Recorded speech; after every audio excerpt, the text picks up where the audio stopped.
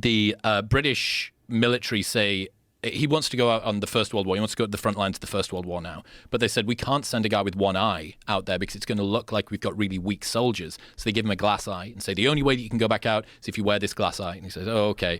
In the taxi leaving the hospital, he takes it out, throws it out of a window and starts wearing an eye patch. The first battle that he's in, when he rejoins the army in World War I, a piece of shrapnel explodes his hand, and all that's left are two fingers hanging on by the skin of the palm of his hand, and his watch actually embeds itself in his arm too.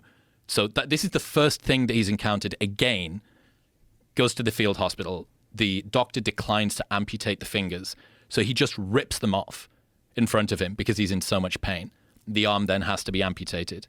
So he says to the guys again, I want to be redeployed. They're like, you are now a one-eyed amputee. I want to be deployed.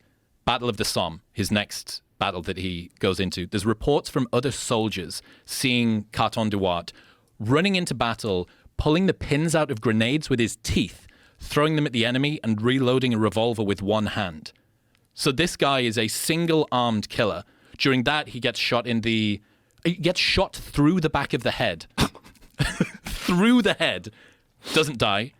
In subsequent battles, he got promoted for 24 hours before he threatened to punch his superior and then got demoted again. So he's just like this totally wild dude.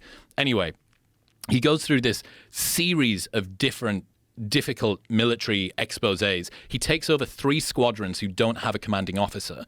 None of them have any communication. So he, this one-armed, one-eyed guy, decides to run back and forth between the 3 different companies, communicating his own orders. Rather than using a messenger, he just does it himself. That was what he got the Victoria Cross for, which is our equivalent of the Medal of Honor. During this time, he shot a bunch more. You think, right, okay, this guy's just led the most insane campaign through the Boer War and the First World War. Time for him to retire.